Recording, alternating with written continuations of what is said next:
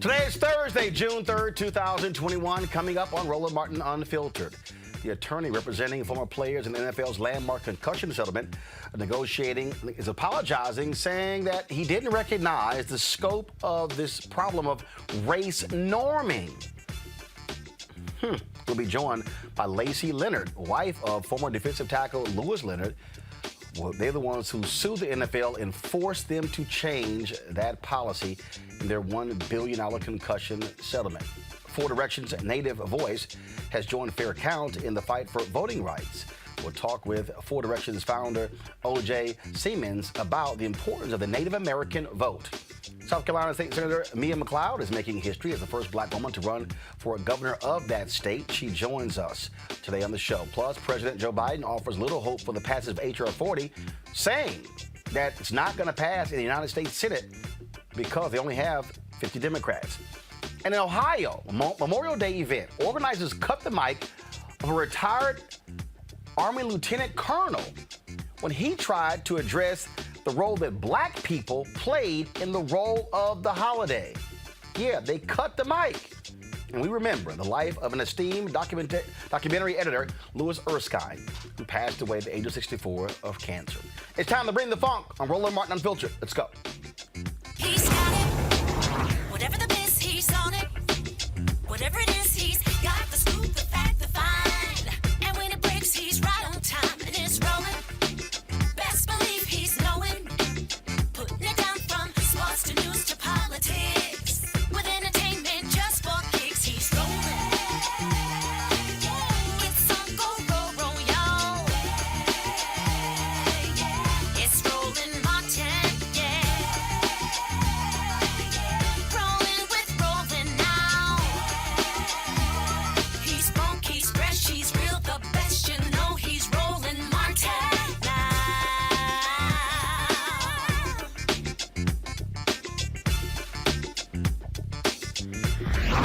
Martin.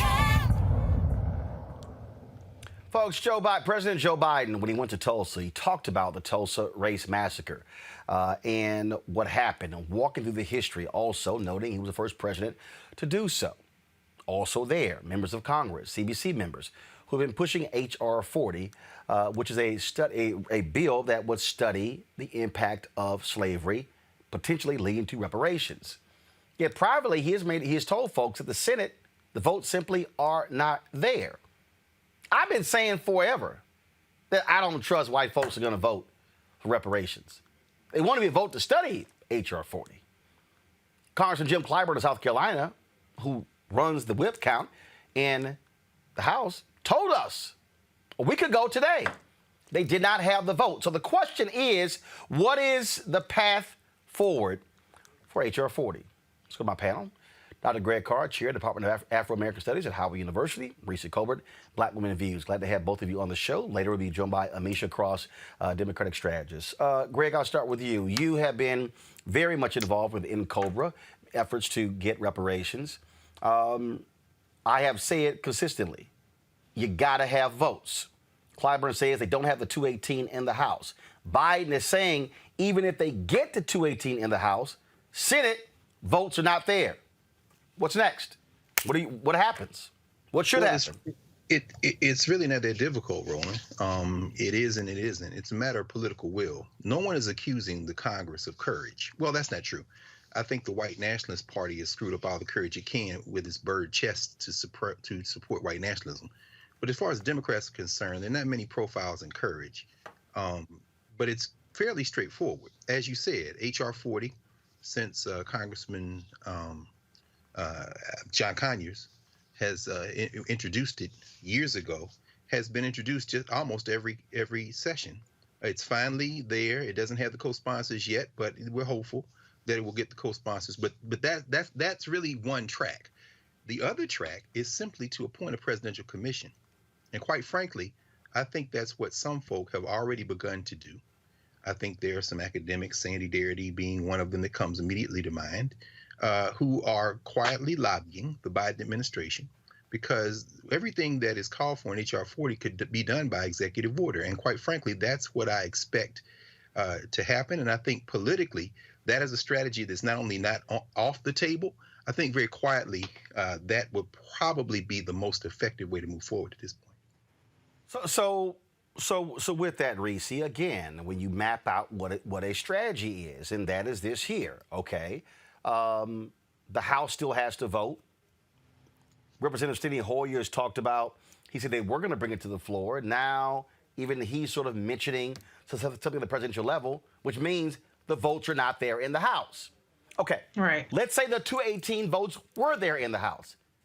The votes are not there in the Senate, which means that those who want it have got to be pushing aggressively to President Biden, create this by executive order.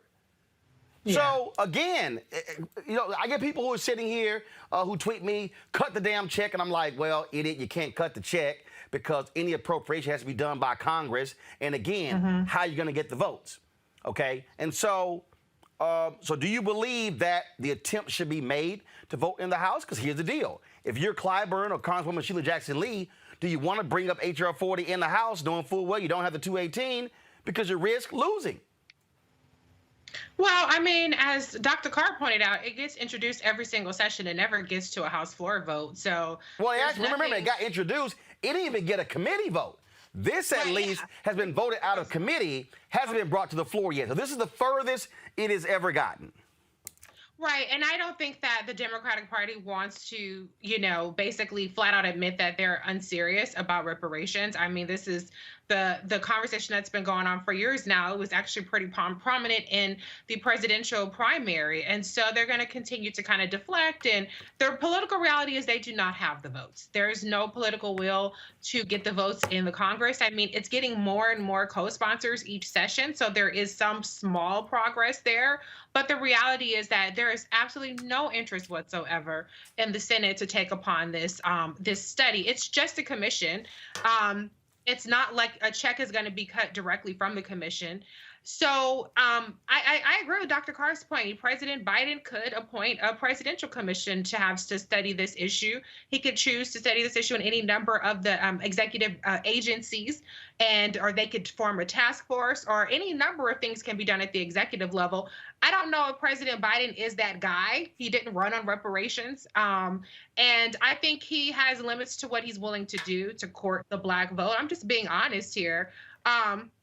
And so I think that he can be pressured to do something on a small scale, maybe a commission. But I think it's going to take a lot of pressure, and it's going to take a lot of, at some point, the administration, and y'all know I'm team, VP Harris, but she's not the president. And so at some point, President Biden is going to have to be forced, his hand's going to have to be forced to do something by executive order on this. It's not going to go away. You're not going to be able to appease a large swath of the Black community by just saying the votes aren't there. The votes aren't going to be there for a lot of shit.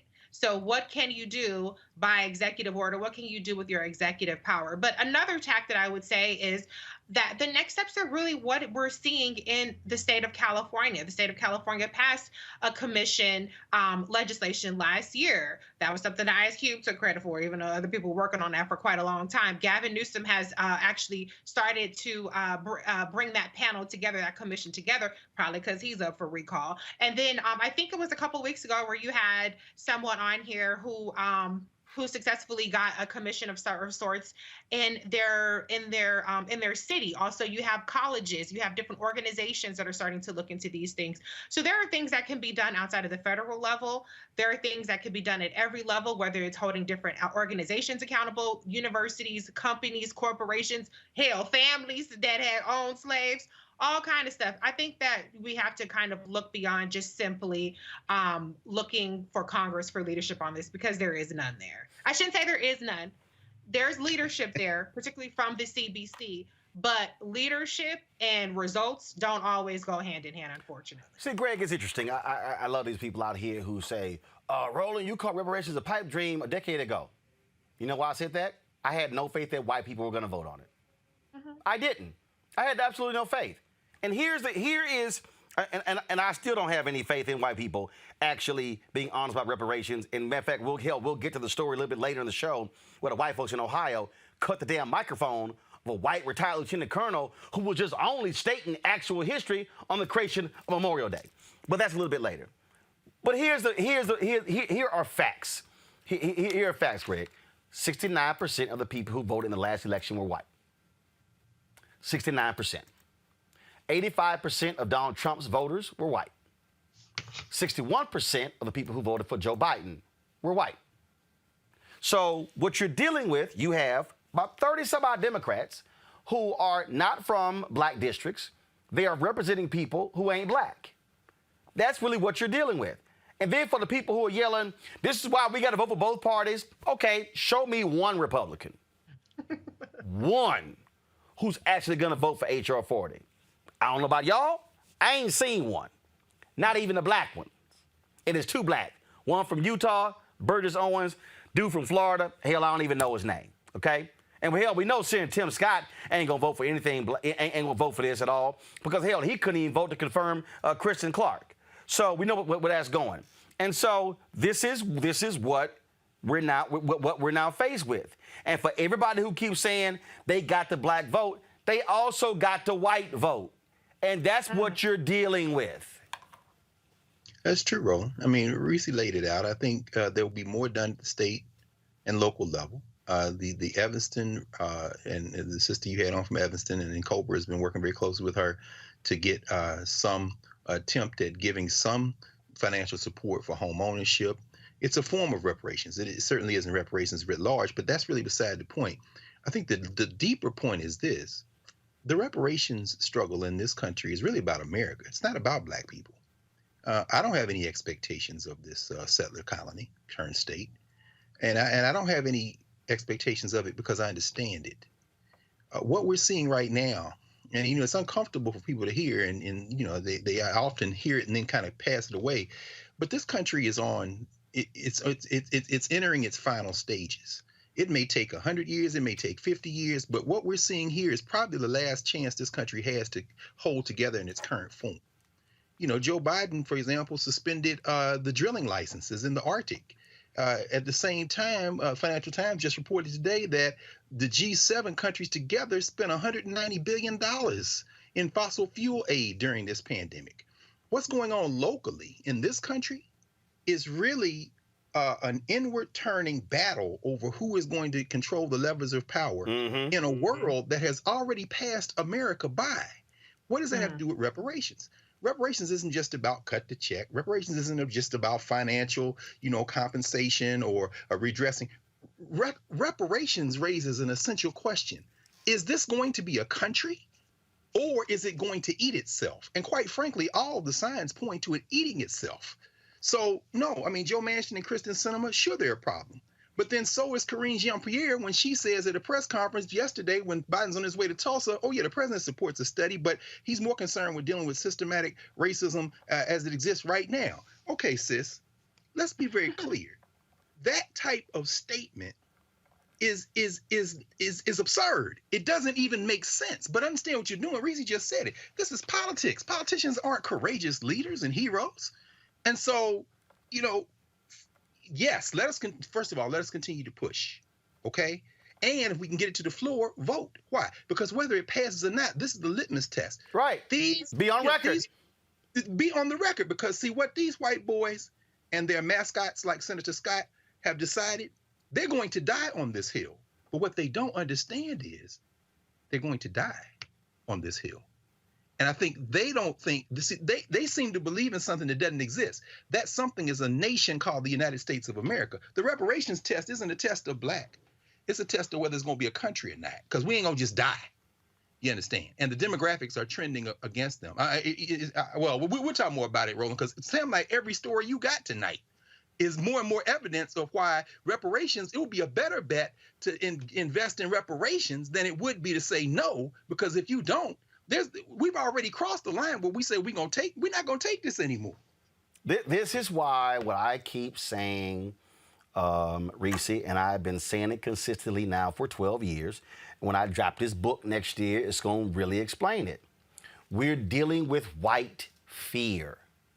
We're dealing with white fear not just from conservatives. We're dealing with white fear from liberals, white fear from Republicans, white fear from Democrats. We're dealing with people, some who are overt and some who are covert. January 6th was all about white supremacy, white nationalism, and white fear. That was no different from the Reconstruction period in Wilmington and the 100 race massacres that took place all over the country. This is what we are seeing. What we are now dealing with, and we're going to deal with it next in the NFL story. What we're dealing with, Reese, is white folks not being able to handle that. That's why when Greg talked about settler colony, they cannot handle with the redefinition of what it means to be an American. They can't handle that we now get to actually say what an American is, what a patriot is. We now get to have a say in it. And what's killing them is they have been able to define America through their white prism all of these years. And now it's like, damn, now they gotta say so. That's why the voter suppression thing is there, because they are trying to stop what is happening. And they're trying to stop it because their children are sleeping with us and marrying us. They're trying to stop it because now their kids are learning history and not his story. And they're just sitting here going mad like, what? Oh my God, what can we do? Because an invasion is going on. It's an invasion against stupidity. That's what it is. Yeah, but I think that we have to realize that this is their last throws. They're throwing everything at the kitchen sink to maintain power. And they're going to fight hard. Remember, we had a civil war. Right. The battle lines have been drawn. You are on the side of white supremacy, all in. And I'm not going to say there is a side that isn't on white supremacy, because let's be honest, this country is a white nationalist country. Let's just be honest about that. There's white nationalism that allows us to have a little something, something, and then there's white nationalism that says, hell nah, y'all N-words can't have a damn thing. Okay, so that's kind of really the spectrum that we're really all operating under, because we can't get that much progress. I mean, we haven't made that much progress by any metric. If you just look at the economic progress, if you look at the wealth gap, if you look at the health disparities, a number of things, education, and let's not even talk about criminal justice. We haven't made a lot of progress in there, but the battle lines have been drawn. And when you have somebody like a Joe Manchin and a Kristen Sinema saying that they don't want to break democracy by getting rid of the filibuster, what they're saying is they don't want to break the way democracy works for the white minority rule that's coming. They want to maintain that white power. That is their allegiance first and foremost. So what we have to do is we have to realize that white folks, white nationalists, are not going to have a crisis of conscience. It's not going to happen. And so what we have to do is to be more strategic. When we're talking about reparations, are we talking about cut the check, or are we talking about repair? Because if we're talking about repair, if we're talking about restoration, then we can be strategic about that. We can support strategic policies that get us closer to there. If you look at what just happened with the American Rescue Plan and the effects on child poverty, that has a disproportionate impact for the Black community. When you talk about closing the home ownership gap, that has a disproportionate effect on our community. And so what we have to do is we have to move away strategically. I understand on an emotional level, I understand on a moral level why people want to say Black and nothing else, Black and nobody else. But on a strategic level, we have to identify the areas in which we are hurting the most and support not only just the politicians, but the policies, and get educated on those, on how we close that gap. Because it's never going to be a time where, first of all, the Supreme Court has already put to bed any kind of federal strict racial quotas. Like, as close as you get is the Alaska Natives. If you look at all of the government, federal contracting and things like that, that's a very specific group that's called out. Black folks, not so much. So we have to realize the political reality and get smart and get strategic and push for those things that help get us closer. What President Biden laid out were things that get us closer. It's not repair in total, but it gets us closer to what we need. Now, we could go further. We could have Black and nobody else, but when we do that, that gets us nothing, because that's not possible. But what we got to do is we just have to get a little bit smarter about the specific things that we push for, and we can identify that don't necessarily have Black in front of it. Because if we're waiting for that Black, we're gonna be waiting a long ass time. It's already been 400 years, and we're gonna be waiting a whole another 400 years. So let's get what we can right now. You got over $1 trillion infrastructure plan. They're talking about climate change. We need some environmental justice in that. Every aspect, we need to get in on that. And we need to find out how we can direct that money towards our community and how we can bookmark it and earmark it in a way that still passes the racial muster from the Supreme Court and government challenges, but we still get ours in the end. Well, look, I spent a lot of time today dealing with dumbasses mad that Reverend Barber was singing a song with the survivors, and they were like, "Oh, what y'all doing? Y'all shouldn't be doing this. Cut the check." I'm like, "Fool!" The survivors asked him to sing the song. That's why we just got to understand. And also, I keep busting bots. I keep telling y'all, when y'all see people with a name and then by 8 numbers behind their name, and then you click their bio and they open their account in April 2021 and they have 5 to 8 followers, that's a troll farm that's stirring up dissension among black people. I keep warning y'all, the troll farms, Russia out there, they know how to push the racial buttons. And so these troll farms are sitting here slamming Biden, slamming Democrats, black folks on the plantation. All you got to do is check the bots. And I said, y'all might want to get better with your algorithm, because see, if you keep sending names with a black picture and then about 8 numbers behind your name, and again, you got 8 followers and you open your account in April 2021, your ass not real. You're a bot. Yeah. But again, understand what's going on there. Folks, we talk about, again, how we deal with race. We told you yesterday how the NFL announced they're going to stop using the practice of race norming, the method the league used to determine the compensation for head injuries the players got on the field. Now, you may say, what is race norming? Well, my next guest is going to explain it.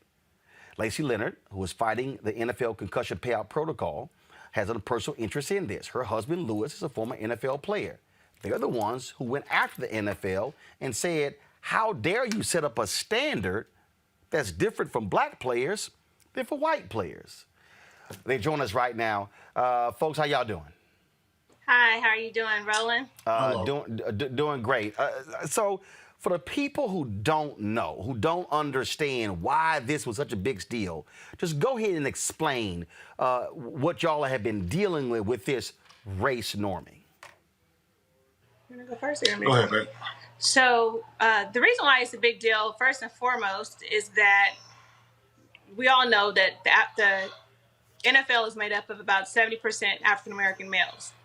So to have a standard currently that, well, up until yesterday, right before this story broke, have a standard in place that was set that African-American retired players were giving a different test than former retired white players in order to not necessarily have to pay players, their the money that has been set aside for concussion was alarming, because so many families, has been fighting for years. This isn't something that's just happened recently. There's been a lot of families who have been fighting for years to receive their NFL concussion benefits, and many were just denied right out from the gate. Almost more than half probably were denied from the beginning. In our particular case, my husband, he actually had received an approval. His NFL concussion settlement had received an approval. And then, lo and behold, we had received information that they were going to audit his approval. They went through an audit for several months and came back with no adverse findings. Now, if you know anything about football, you can imagine that the length of these men's medical records are ridiculous. My husband has probably one of the largest medical records that most doctors have ever heard about. When people see him and they look through the medical report, they're just kind of astounded by how much medical information that has been presented over the years with his history. And to get diagnosed, and for a doctor to say, 2 doctors, neurologists to say, yes, we believe that this particular player is showing signs of early dementia. And then the NFL goes through an audit and find no adverse findings in this audit. and then wait until the very last day that they could to appeal their NFL administrator that was supposed to be neutral, and then tell us, we have reversed his approval and we made a erroneous mistake, is what they put in his report. And, unfortunately, your approval was denied. It's a slap in the face, because my husband sacrificed not only his body physically and mentally. My husband played his entire career with broken wrist and, being given Toradol shots and things that have affected his kidneys. And I mean, his livelihood has forever been changed. And then to get to the point where they make you jump through all these loops just for benefits that they say is set aside for retired players who are eligible, and then to have the doctor say, yes, this person has substantial claim and medical report and MRI and testing that supports this evidence, for them to turn around and say, well, you know what, there are some things that we didn't provide in the test, so therefore we made a mistake. And so my question to the NFL is, well, why has there been any type of different standards of test for the black players and the white players? I can only assume that this is a form of systemic racism, because I'm sure if the NFL would be forthcoming with who has actually received benefits for this particular claim, and look at the doctors, because a lot of us, there's only certain doctors, let's be clear, there's only certain doctors that they will even allow you to see. It'd be interesting to see how many of the black players that went to some of these same doctors and the white players that went to some of these same doctors have been approved. However, because the NFL is a private industry, they don't have to share that information. And as of yet, they have not. It literally was only until yesterday, right before ABC decided to break this case, that they put out a statement. You know what? We made a mistake. We're, at first we didn't think that, we thought it was, a few cases here and there, but we realized that there might be a problem. Really? They have no idea what my husband goes through every day. This is not a thing that just he goes through. This is a thing that I go through. This is a thing that our children goes through. It has affected our entire family. And so to see them just kind of try to brush it under the rug, like it was a mistake, we'll fix it. I think that especially the black community should be outraged. We dominate the NFL. Those are your brothers, your fathers, your big brothers and cousins that are out there on the football field. When they're out there, it's not a black or white thing, and it shouldn't be. It's about a team. It's about a championship. The fact that they have literally been getting away with this until someone said, you know what? I need to speak up. This isn't right. That is why we're here. That is why it's important. That is why we're so passionate. They've already reversed our approval. So we don't know if they'll come back and say, you know what, Mr. Leonard, we are sorry. But maybe for the younger rookies and the younger players that are currently in the league, this is why we're standing in the gap, because we don't want what's happened to us and what I've seen happen to my husband to happen to anyone else. Lewis, this is the NFL. This is the story on the NFL.com. Folks, go to my computer. The NFL noted that the norms were developed in medicine, quote, to stop bias in testing, not perpetrated. Both Seeger and the league said the practice was never mandatory, but left to the discretion of doctors taking part in the settlement program. Now, what's also interesting is that the lawyer representing the players stated that he saw no racial discrimination in the settlement claims. Then he had to apologize for his comments. Lewis, I mean, my God, this is supposed to be the damn attorney representing the players, sounding more like the NFL attorney. Exactly. That is true. That is true. And it's so much fraud behind it. But, I mean, it's sad because when I look at this, I have to look at my brothers who I went to war with, whether they're white or they're black. And I look at a lot of them who has dealt with mental issues, a lot of them who I feel is worse off than me. Some of them who I know has already passed away. Some of them that I know that, has called me in within the last week telling me how, They don't know why they want to be away from their family, or they don't know why they feel like don't nobody want them around. So it hits home when you look at a situation like that, and you look at these attorneys, and you try to trust them, and you just try to confide in what they're doing, and then you find out that they stabbing you in your back, and that's really what it is. I know your boy, Chris Siegel.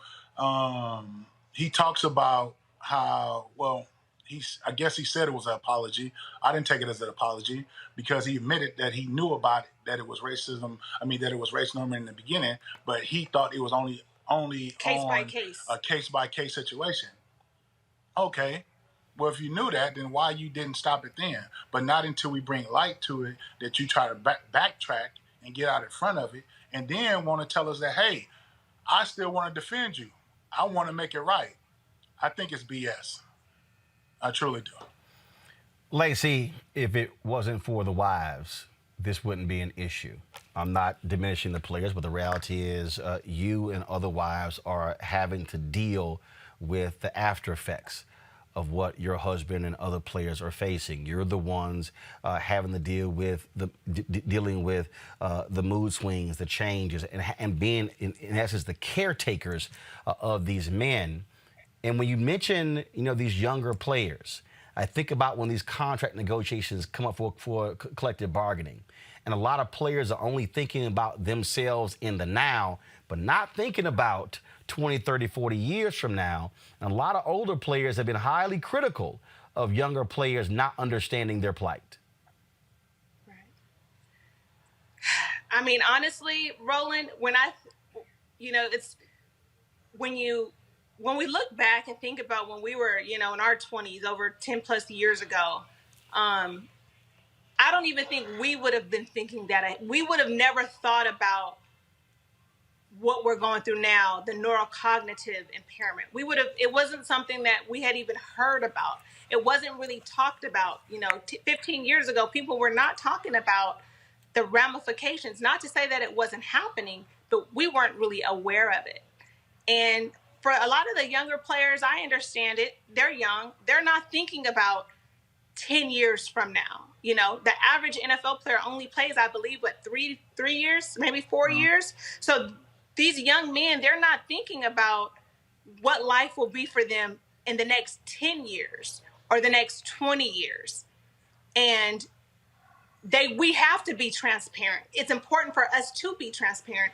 Lewis and I, we are one of those NFL couples that came out. I think they said most NFL marriages probably end in divorce. About 80% of marriages in the NFL end in divorce within the first 2 years. That was my husband and I. We were college sweethearts, been together all through college, all throughout his entire NFL career. And then within the first 2 years of transitioning from life after the NFL, we found ourselves in a divorce and went through a divorce. And, he was dealing, and back then, and it's like I understand it now that I'm closer to 40, but back then I just thought that, he's just being sporadic, he's doing this, he's doing that, and not understanding everything that he was even emotionally dealing with in here with just that transition. And then you start thinking about in the NFL, they give these guys, all these tortoise shots, and they're not thinking about these guys' internal organs and, being 30 something years old, having, kidney disease or all the things that come with what they've set these guys up for. They've set them up to just play. They have not set them up to live after football once it's over. And I'm not talking on a financial aspect, but even on an emotional aspect. Mental health is so big. And it wasn't until me and my husband got to going through what we're experiencing that we realized how important mental health is. It's really increased our awareness of how important it is, and also tapping into the resources that are available, but then also wanting to turn around and give back. Lewis and I have been for the last year, really intentional about how can we help other players retired players and their families so they don't deal with what we've had to deal with. They don't have to go through what we've went through with the divorce and you know, the breaking up the Black family. There's so many broken homes as it is, but when that's all you know and you don't have anyone trying to help you direct through that, then it just continues to, you know, generational curses just continue to go, you know. And I thank God, you know, Lewis and I have been able to restore our marriage. And then even to just right now, we're working on opening up a behavioral health facility specifically for retired players to come in and get the resources and the mental health check-ins that they need and the support that they need. Because honestly, Roland, a lot of people cannot relate to what these guys go through. Yep. Lewis and I have been to meetings with other players where they have said they have just wanted to end it all. You know, right there on I want to end it all. And you sit there and you think, wow, some of these players are people you've seen win Super Bowls, or, you know, they might have massive amounts of money. But if you're not happy internally or even mentally, look how damaging that is. We just saw a young man kill himself, but not only did the NFL player kill himself, he killed a doctor. He killed the doctor's wife, grandkids, children. So mental health is such a big deal. And imagine knowing that you have all these issues with neurocognitive decline and depression and mood disorder, and you constantly hearing all these doctors tell you all these things wrong with you. And then you get in front of the people that says, you know, we're going to help you, and, you know, this is a brotherhood. And then they slap you in the face and say, oh, wait, we didn't administer this part of the test. So we're going to go ahead and reverse that. So what part is it? Is it the Black part? Is it because you didn't include the Black part, or what exactly is it? And that's the part that is just, it's just hurtful. It's so hurtful. And it's sad that in 2021, Black folks, us, we're still sitting here going through this. We're still going through this. Lewis, obviously for a lot of players, when the cheering stops, it's a whole different world. How often are you communicating with your former NFL brothers about what y'all are dealing with? And this question is often asked. Do you regret putting those pads on?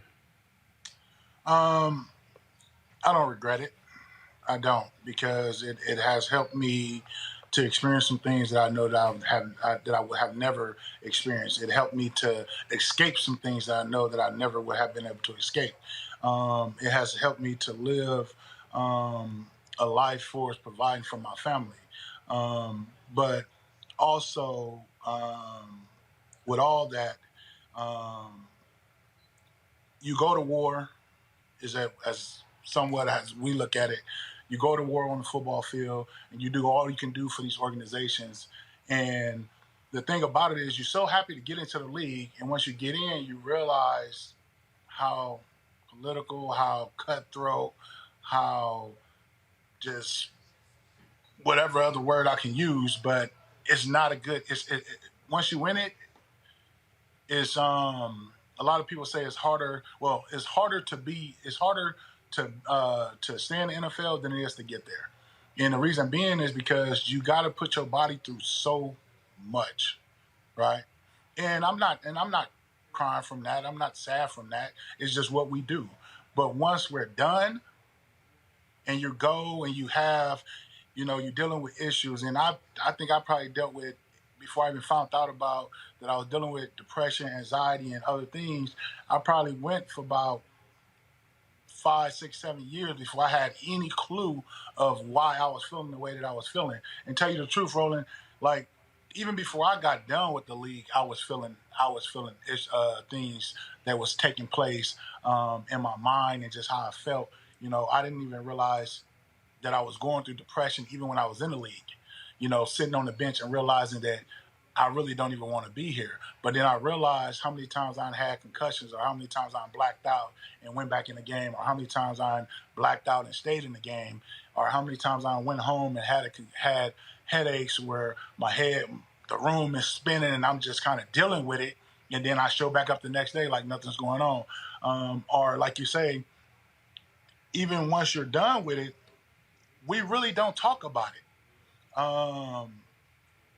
Teammates and some of the guys that I deal with, we really don't talk about what we deal with unless it like comes up and we just, somehow we just kind of touch on it a little bit. But when I first got done, I didn't talk to nobody about nothing. But I think once we started to gain awareness about other people talking about it, then it made it a little bit more comfortable for us to come out and talk about it a little more. But still today, I know that I just throw dirt over things. I don't come out and express my stuff as much as I should. And I hate it. I hate it. Tell you the truth, I didn't even want to be on this call today. I've been in my room all day, laid up because, it's just what I deal with, And although I didn't want to be on this call, I got a wife here that tries to get me up and try to hold me accountable and try to do things to help me to just live a quality life. And I trust in her for that. But it's hard because I know it's a lot of guys out there struggling. But to now, and I'll tell you the truth, I got my phone ringing, and a lot of my guys who played, they had no clue about race norming. I didn't have no clue about it when I was sitting here with my wife trying to read the denial after we had got approved, and I'm studying hearing, well, the doctor didn't add the norms. The doctor didn't add the norms. I'm like, what is the norms? And lo and behold, we find out that there's race norming. So, but to go back to it, it's hard for us to talk about some of the things that we go through because we spend so much time being a big guy, being a strong guy, being the guy that everybody look up to. So when you're done, it's bad enough at the fact that you're done. If you wasn't fortunate enough to play 17 years or 15 years and retire, you kind of feel bad that you're done. And then you kind of feel bad that you feel the way that you feel. Because you're supposed to be this strong man. You're supposed to be this warrior. You're supposed to be somebody who can endure everything. But it's not like that. You turn into, I don't want to say you turn soft, but you start to really internalize, the sensitive side because it scares you. It scares me what the next 5 years look like. It scares me what the next 10 years look like. It scares me that I might not be able to be with my kids when they become old enough to go into the NBA or play sports or become whatever it is they want to become. It scares me that I might not be there because I deal with some of the things that I deal with. So once again, me and my wife are just trying to stand in the gap that we can continue to find answers for ourselves. Because I want to find answers to better myself. And that's the main thing. That's the main thing. But I'm always here to hear my brothers if they have issues. And I try to correct myself as much as I can by not being closed up and to myself and trying to express myself like I'm doing right now on this call. And I appreciate you taking our interview. But it's tough. It's tough, brother. Mm-hmm. It is. It is. Well, Lewis and Lacey, we certainly appreciate your courage, continuing to fight. But Lewis, you did make one mistake. You should have one regret in life. Wearing that shirt on my show. I forgot you was on the wrong side. You see this shot right here, Lewis? I told him to zoom in on the camera just for you. I knew that was gonna get a laugh out of you. So you made one mistake, Lewis. Yeah, all right. It's all divine nine love. You know that. Yeah. You know that. I'm just saying, I'm like, he just. You see it though. That's all. I'm like, did he wear that damn shirt on my show? I'm like, and normally I wear an Alpha shirt on Thursday because Dr. Greg Carr is a fellow Alpha brother. So, but I'm gonna go ahead and let you slide with that one. You knew this big dog is coming on. So I understand. No, I remember Alpha's your daddy. So don't get confused. I appreciate both of y'all coming on, and Lacey's good. My wife's a Delta, so tell my story. Thank you so much. I would do that. Y'all keep swinging anytime. Y'all are welcome back anytime. This is why we created this show to get our voices out there, because we don't have to ask anybody's opinion or ask permission to speak to our issues, and so we're certainly going to keep this issue on the forefront. So thank you so very much. Thank you, Roland. Good night. Thanks a lot. God bless. Man, that was, I mean, Reese, that was a very, difficult to hear, but this is what people need to understand when they're watching football. If they're watching football, college football, high school football, pro football, what these players are going through. Yeah, it was just really heartbreaking. Shout out to Black women. Shout out to Mrs. Leonard, because, if nobody's going to have your back, if nobody's going to fight for you, a Black woman's going to fight for you. That's for damn sure. But it was very heartbreaking because you know what? The reality is that these players are still looked at as mules. They're mules in terms of their cash cows, they're mules on the field, and their humanity is denied. And just to hear the impact that this has on a mental level, not just for him personally, but on his wife, on his family, and the long-term implications of this is just terribly heartbreaking. But I'm just so grateful for their transparency and really bringing light to this, because this is an issue in terms of mental health that's just not really talked about enough in our community. It's certainly not talked about in terms of celebrities. I know Naomi Osaka is kind of, the topic of conversation this week, but, people kind of look at Black athletes, Black celebrities, as they should just be happy to be there. And what do they have to complain about? What kind of mental health? Why would they have any mental health issues and things like that? But the reality is there can be physiological reasons behind it and a number of reasons that are driving it. So it's really important to have this conversation. And this isn't just an NFL problem. This is something that we have, if you want to call it race norming, but there are formulas that determine whether Black people get organ transplants.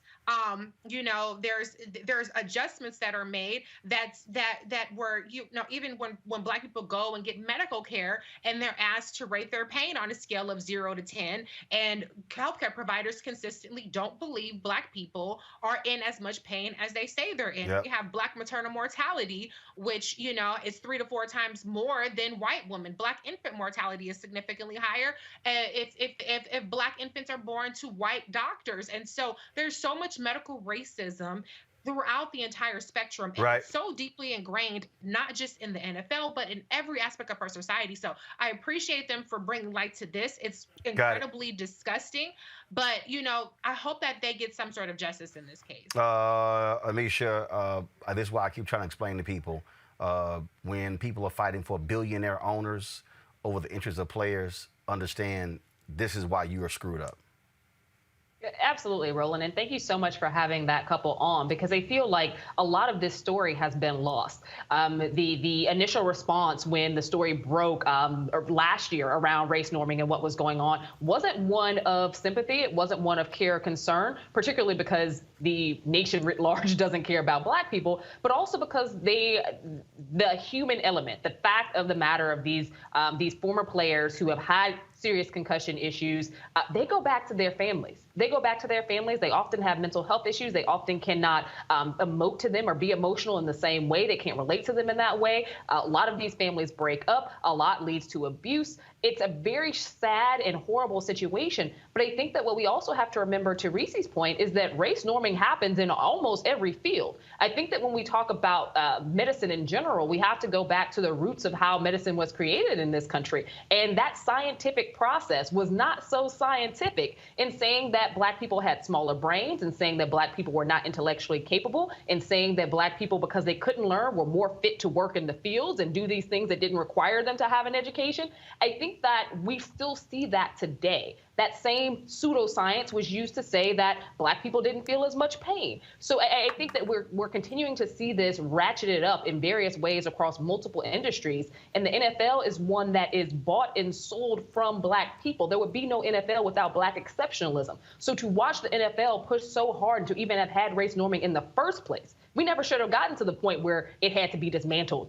It shouldn't have ever existed. Well, and my problem with that is that there's so many Black men who have fought against it who were not heard. There's so many people who are still out there now. Many have been buried because of serious concussion issues. And the NFL owes everything to Black people. They owe everything to Black men because Black men are the damn league. Greg, it was a serious topic. I did not want to turn to a Greek fight, but I figured that brother he needed a smile. And when he said it was hard for him getting out of his room, I knew that was going to bring him a flashback to bring a smile to his face. Yeah, and that was beautiful, brother. I mean, my own brother-in-law, Randy Fuller, went the wrong way. Rose Psi, Omega Psi Phi at Tennessee State. But he also played defensive back for Tennessee State, and he played enough years in the league, 6 or 7 years in the NFL, to qualify for a pension. And that's important to understand. Frederick Douglass wrote that power concedes nothing without a demand, never has, never will. Fred Douglass, who wrote in his autobiography about how in the week between Christmas and New Year's, enslavers used to tell their or like it better when the enslaved Africans who had that week not in the fields would run foot races and get drunk and play games rather than go and work on their own little gardens or patch their cabins, because they would rather watch them perform for them. Athletics is a form of enslavement, as Bill Roden reminds us all the time. And in fact, there's nothing, this just south of $1 billion settlement for the NFL doesn't occur without black struggle. And I'm not talking about that slick-haired Christopher Seeger. No, let's talk about the attorneys for two brothers who were playing for the Pittsburgh Steelers. We're talking about Kevin Henry and Najee Davenport, one of my brother-in-law's former teams, the Steelers. Their lawyers tried to intervene. And that federal judge, Judge Brody, by the way, elections don't matter. They're both the same party. Yeah, Judge Brody was actually appointed, she's in her mid-80s now, by George H.W. Bush, but it's a different Republican Party then than now. This judge, who dismissed their suit on procedural grounds, turned around since you went on the air tonight, Roland, and now is allowing those two brothers who were not controlled by the league-adjacent attorney for the rest of the athletes, allowed them to intervene. What does that mean? That means this. It means that, well, right now they've just convened, and this just happened, like you say, since you've been on the air. They've got a team of 8 neuropsychologists who are being convened. 2 of them are women. 3 of them are black folk. Now, I don't know if either of the 2 women are also black, so we don't know. They may just be doing, PR thing. Oh, 2 women, 8 black. Okay, 3 black. But anyway, my point is that they're going to be working on these new norms. Why is that important? None of this settlement happens without this struggle. And it isn't just the league adjacent attorney who claims he's representing the interests of the players. It's the attorneys for these 2 brothers who kicked in the door waving the 4-4. The NFL made $15 billion, as you say, in 2019 before COVID hit. Finally, I took a look at the concussion settlement tables, the qualifying tables. Men like, and by the way, just because we're saying men, it doesn't mean we're not also talking about women, because some of y'all old enough to remember the ABL. That was the American Basketball League when women tried to put together a professional league that the NBA crushed by going in the tank for years with something called the WNBA so they could put that player-owned league out of business. And now the WNBA is in place, and they don't pay those women anything based on the male athletes. So I'm just saying it's all part of the same criminal enterprise. But when you look at the monetary award table, the highest amount you can get if you're under 45 years old and you're diagnosed with ALS, Lou Gehrig's disease, you can get $5,200,000. Next up, death with CTE. That's $4.1 million. Then Parkinson's, Alzheimer's in declining order. That's if you're under 45 years old. So that's really in that spot. Randy is, mid-40s, late 40s now? He's not even in that, if that would happen. But if you go all the way down the table, if you're over 80 years old, if you're in your 70s, you know how much money you might get for a level 1.5, which means not ALS, not CTE, not Parkinson's, not Alzheimer's, but these other, and it's going to be, most people going to be in that other category. You might get $26,000. And 5% of that goes into a fund to help fund the monetary award and pay the lawyers. It's a criminal enterprise, brother, even if they get everything that this white boy negotiated. Gotcha. At some point, and by the way, I haven't watched it since Kaepernick. And that's the knee. So the NFL goes to hell in my mind. So I don't give a damn either way. But Well, that's precisely why these wives and these players, the former players, are actually fighting. Speaking of fighting, folks, we talk about black folks put Joe Biden in office. It was a multiracial coalition that did it. You go to Arizona, it was Latinos and Native Americans that played a huge role in Arizona. You talk about Nevada. There are a number of states where the Native American vote was critical. Even in Georgia, in the runoff with John Ossoff and Pastor Raphael Warnock. Well, the Native American voting rights group 4 Directions Native Vote is announcing a partnership with Stacey Abrams' Fair Count. This collaboration between Fair Count and 4 Directions hopes to eliminate voting barriers for the Native and indigenous communities historically undercounted and underrepresented in Georgia. Joining us now is O.J. Seaman, founder of Four Directions Native Vote. O.J., glad to have you on Roland Martin Unfiltered. Madakia P. Hello, my relative. Great to be back. As usual, your shows are right on the money, and it is kind of like what we do in voting. You bring grassroots issues to the people, so I really enjoy your show, and it's a pleasure to be here. Glad to have you back. We met in Georgia when I was there covering a rally for Pastor Warnock and John Ossoff, and just talk about, for people who don't understand, who overlook the Native American vote, and what happened even last year when Republicans were targeting voting locations that impacted the Native American vote in various states. Yeah, and it's still happening. I mean, we have legal battles going on in Arizona. We have battles going on in Nevada.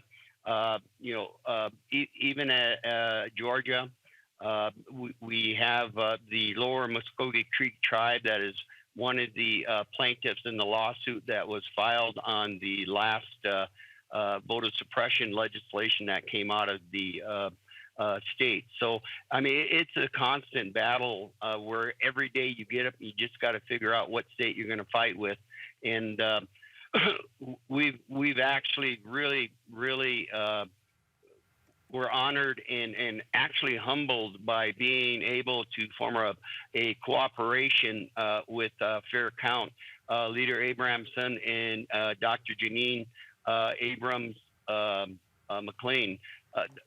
Our culture, I'm a Lakota Sioux, but our culture, the women were always the backbone of our culture and what we've done. And so to be able to team up with such a fantastic pair of young ladies, it's really humbling.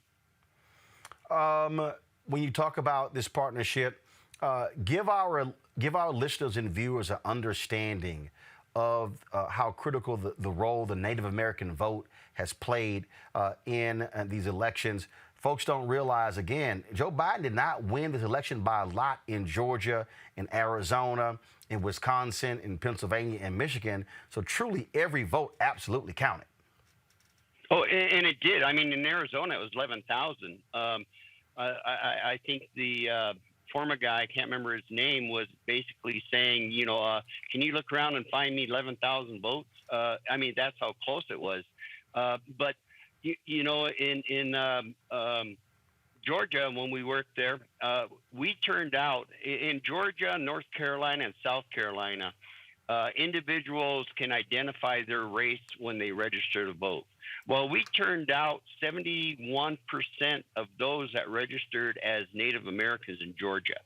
And what's really interesting about this is that, the Trail of Tears in Andrew Jackson, he went through and tried to do the extermination and removed, well, he thought he did, removed all of the natives from the state of Georgia. There's 100,000+ Native Americans in Georgia. And so now one of the things that's really important in teaming up with Fair Count is teaming up together to identify not only Native Americans, but to also do voter registration drives in order to increase that number. We do know with some of the hardships that they're putting on in this voter suppression in Georgia, that we also not only have to fight those, but we also have to increase the actual turnout. You have an election coming up here because Senator Warnock was a special election. He's up in 2022. And so what we need to ensure is that when people register, they come to the polls, they vote on issues that are going to affect people of color, and especially in Georgia. And we need to get the numbers up that we, even higher than we did in 2021. Well, as absolutely great. Last question for you. 2022 midterm elections. You got Senate races in Arizona. A lot of folks not happy with Kristen Sinema, how she's operating. And so what are the states your organization really is focused on when it comes to these Senate and congressional elections? Well, of course, Georgia. I Yep. think I'm trying to make that my home now. We're looking at Nevada, we're looking at Colorado, and we're looking at Michigan. And we have always worked in Arizona. Over the years, we've actually teamed up with the Navajo Nation a few years ago and filed lawsuits in order to establish more satellite offices and more hours. People don't understand in a lot of places where they set up early elections, they usually set it up in a county building or a municipality where not many people of color are. And so we're really pushing for more satellite offices and given equal time for people of color to be able to show up and vote early and register early during the prior to the 2022 election. All right, then. Well, OJ, I certainly appreciate it. Certainly glad to hear what the partnership you're doing with Fairfax, and look forward to getting out there on the golf course with you. All right, sounds good. I'll look up the Las Vegas Tribe of Nevada has a beautiful golf course. I'll give them a call. Hey, done. Let's make that thing happen. I appreciate it. Thanks a lot. Pleasure. I appreciate it. See, folks, this is why it's important for you to watch Roland Martin Unfiltered. We don't deal with mess. We don't deal with gossip. We're not dealing with all that other little silly stuff out there that some folks tune into. This is about issues that matter to us. This is about reaching out and being able to have folks like OJ and Native Americans, giving them a voice for the issues as well. That's why we want you to support what we do for our Bring the Funk fan club. You can join. Of course, our goal is asking 20,000 folks of our fans each year to give just $50 each, $4.19 a month, 13 cents a day. You can do so by going to Cash App, $RM Unfiltered, PayPal.me/R Martin Unfiltered, Venmo.com/RM Unfiltered. Zelle is Roland at RolandSMartin.com, Roland at RolandMartinUnfiltered.com. A lot of people have asked me, hey, why don't you go to a subscription model? Here's why. We've had people who support our show who can't afford to pay $4.99 a month or $5.99 or $6.99. We've had some people, all they've given us is $1. I'll tell you, when we were in Tulsa, people literally walked up to me and put checks in my hand, put cash in my hand. They support what we do, and so we want you to do so as well. We've got several thousand of you who are watching right now on YouTube and Facebook and Instagram and Twitter. A lot of y'all are riding for free, but remember, your dollars makes it possible for us to be able to pay staff, be able to travel, and cover the stories that matter. When we come back, we're going to talk to a sister who is running for governor of South Carolina. Yeah, that's South Carolina. That is next on Roland Martin Unfiltered. When I managed a team of 5,000 as vice president of AT&T, I led by empowering my people. I'm Deborah Peoples, and that's exactly what I'll do as mayor of Fort Worth. Together, we'll get small businesses moving again, invest in our neighborhoods, and we'll support our schools to help kids catch up after COVID. On Saturday, June the 5th, I'm asking for your vote. I'll be mayor for all the people to build one Fort Worth. Black women have always been essential. So now how are you going to pay us like that? And it's not just the salary. I mean, there are a whole number of issues that have to support us as women. Yeah. That's what we deserve. We shouldn't have to beg anybody for that. And I think that we are trying to do our best as a generation to honor the fact that we didn't come here alone and we didn't come here by accident. I always say every generation has to define for itself what it means to move the needle forward.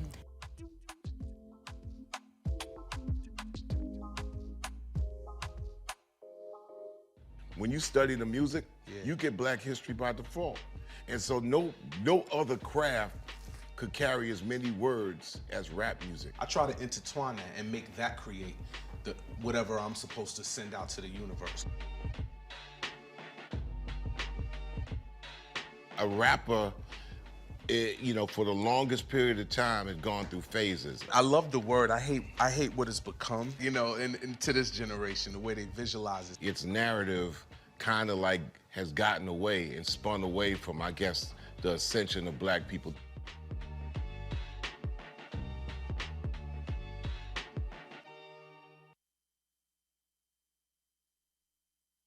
Hi, my name is LaToya Luckett. Yo, it's your man Deion Cole from Blackish, and you're watching Roland Martin, Unfiltered. Stay woke. All right, folks. A black woman has never been elected governor in the United States. Remember, Stacey Abrams came up less than 50,000 votes short. In fact, in South Carolina, not since 1788, not one black woman has ever run for the position until now. Today, Democratic State Senator Mia McLeod announced her run for the state's highest office. She officially launched her campaign on the steps of civil rights activist Jessica Simpkins' house, and she joins us now. Before we go to her, we're going to play the video that she also dropped today. Check it out. This is Bennettsville, South Carolina, a place so neglected by so many for so long that some even call it the corridor of shame. It's the place where I was born. It's the place that shaped me. And the truth is, all across South Carolina, we share similar stories. Stories of love, of faith, of defying the odds. But far too often across this state, we also share stories of struggle and neglect because politicians have forgotten about all but those who agree with them or fund their campaigns. Fixing what's broken is all of our responsibilities. That's why I first ran for the legislature. I've been fighting for parents who, like me, dream of a better future for our children with quality education and great paying jobs so we can keep our best and brightest here. For women, so we can control our own healthcare decisions. And for families, so we can stay safe and healthy without emptying our life savings. And why I take on the fights the old guard runs away from. I come from a long line of servant leaders, going as far back as my great-great-grandfather. My name is Mia McLeod.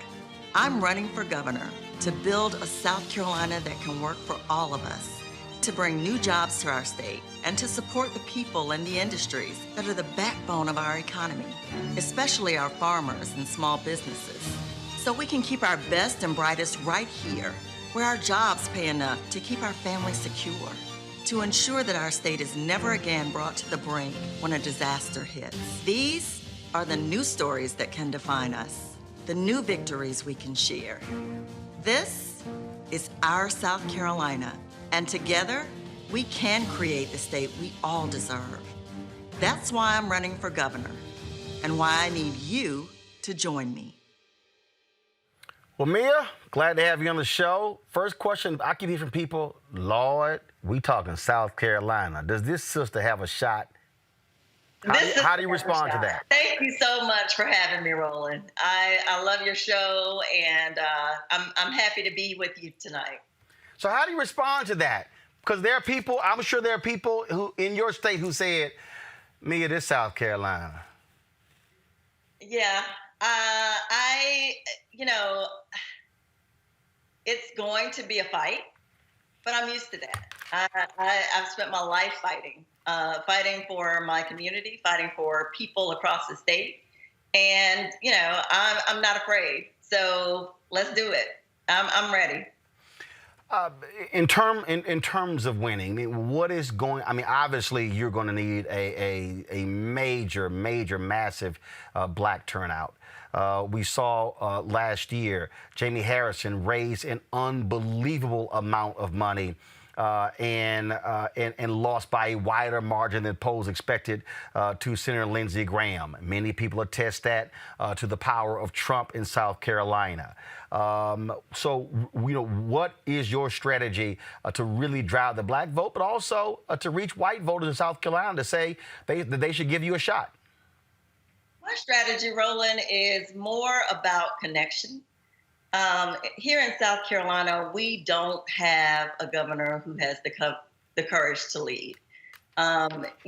We've got a governor who, in the middle of a global pandemic, when Republicans and Democrats were calling me because they could not get their unemployment, many were unemployed for the first time. Many were struggling, trying to avoid getting COVID-19, and were still exposed. and we're trying to get vaccinated. I mean, this governor has botched everything from the unemployment money that all these families needed to, just to keep food on the tables and clothes on their kids' backs. And, the vaccine rollout was abysmal. And he has taken zero responsibility. When he exposed himself to COVID, he went and got the monoclonal antibody treatment and was, miraculously cured. But that's not the case for so many across South Carolina. And people are still dying here because of COVID-19. So, we need a governor who has the courage to lead, who can put people above his politics and, really move the state forward. I went back to my hometown to launch because it's a microcosm of South Carolina. It just shows the level of neglect and desertion. And, the fact that so many communities across South Carolina, rural, underserved, impoverished communities of color, and others have just been forgotten by this governor and this administration. I mean, they're prioritizing in the middle of a global pandemic, prioritizing fetal heartbeat and abortion bill. And I want to thank you I think you reposted my speech from the well on that very issue. In addition to that, I mean, we're doing firing squads. So we're regressing. Open carry. So it's going to be open season on people of color. I've got 2 young adult sons that I love to the ends of the earth. And I'm going to be that candidate who is not afraid to talk about race in South Carolina, something that, our state and many others across the country have been afraid to address. We don't have that luxury of not addressing the issues that matter to all of us.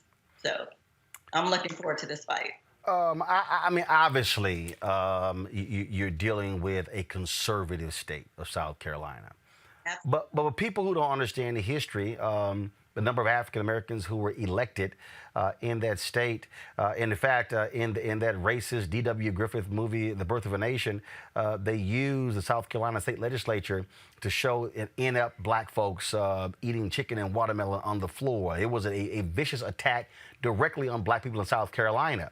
But when Meg Kennard, my buddy, wrote a story yesterday about you running, she posted this on her Twitter page, which was unbelievable. And I had never heard this until I saw her story. She wrote, McLeod is the first black woman to seek South Carolina's top job. She would also be the first ever black governor in the state whose constitution was reconfigured during the Jim Crow era, weakening the office in the event that a black person were ever elected to it. Right. Wow. Wow. Yeah. Yeah. I mean, we are definitely not without challenges in this state, but where there are challenges, I believe there are opportunities. And this is an opportunity for just to give South Carolinians hope for a brighter future. And a South Carolina where everybody can thrive, a South Carolina where people are paid wages that they can actually live on, a South Carolina that my sons would want to come back to and be proud to call home. That's what I'd like to build, a new South Carolina that includes all of us. And we don't have that now. We definitely don't have it under the current governor. And we won't have it for as long as he's in office. So I feel like I have to run. I have to do this for my family and all of the families across South Carolina that I serve. Questions for my panel. First up, the historian, Dr. Greg Carr. Your question for Mia McLeod. Oh, thank you, Senator. Thank you for your work. And it's funny, your great-grandfather, you mentioned him, heard you mention him in the ad there, Joseph Morris, of course, a Reconstruction legend. He went to Howard, if I'm not mistaken, before he went to USC Law School, right? So, yeah, I mean, the thing was, they say Francis Cardozo taught him, and of course, Cardozo was the first black statewide elected official, and them Europeans threw him in jail, and he had to leave the state. But of course, anyway, that's a story for another day. Actually, it's the same story. You're from Bennettsville, of course. And I think about Bennettsville because of the Children's Defense Fund. We had Freedom School there for many years. How important is it for the voters of South Carolina and for your strategy? Is it for them to understand not only your roots, but because of your roots, you understand South Carolina in ways that many people, once they hear that, might warm to differently and say, you know what, let me set this other thing aside. She understands this right down to the DNA. How important is that to your electoral strategy? Oh my God, it's critical. That's what I mean when I talk about connection. And I mean, not just connection, but legacy. I am still in awe of what my great-great-grandfather and my great-grandfather were able to do during that time. I mean, it was phenomenal even for that time. But I think about, and it's such a sobering and it's a bit overwhelming, I have to admit, because as I learn more about my great-great-grandfather, who, as you said, went to Howard University and was, when he returned to South Carolina, he was nominated to serve in the South Carolina legislature. And I got emotional today just thinking about my dad, who is our family historian. He passed away in 2011 and wasn't able to be with us today, but he's always with me, and so is my mom in spirit. But I used to go to Miss Majeska Simpkins' house with my dad and sit with her for hours as they talked about the struggles that she faced and the struggles that my dad always talked about, that he and others faced during the Civil Rights Movement. And all of those struggles are eerily familiar to the struggles that our communities of color are still facing today. So legacy and connection and just having that perspective is what distinguishes me and makes me different. And I believe it's what fuels the fight that's in me. My dad used to say, if you see me in a fight with a bear, help the bear. And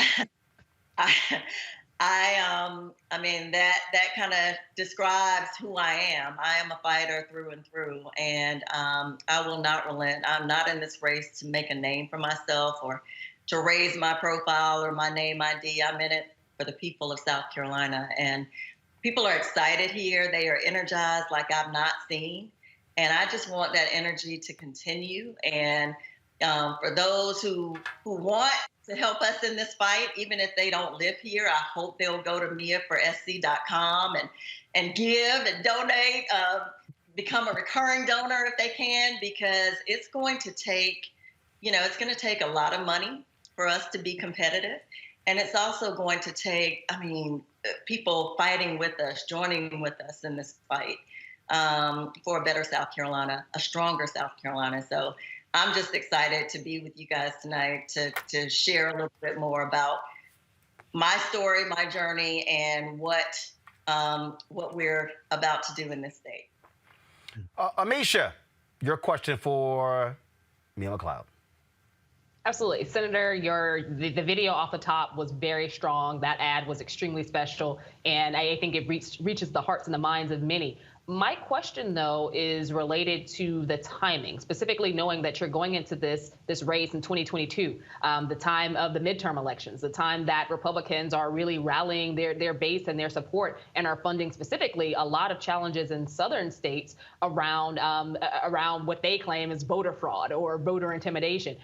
How do you plan on dismantling some of that, acknowledging the fact that midterms typically don't bode well for Democrats in general, but also what type of perception are you getting from the national organizations like the DCCC and the DNC? Is there any level of support or any outreach that has come from them in regards to your race? Or the Democratic Governors Association.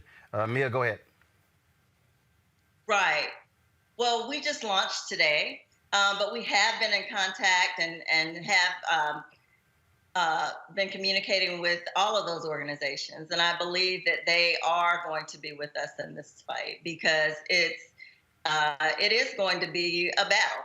And as you said, with the midterm elections, they haven't always worked in our favor. But I just believe that this time is going to be different. Trump is not on the ballot. We are, of course, well aware of the voter suppression efforts in Georgia.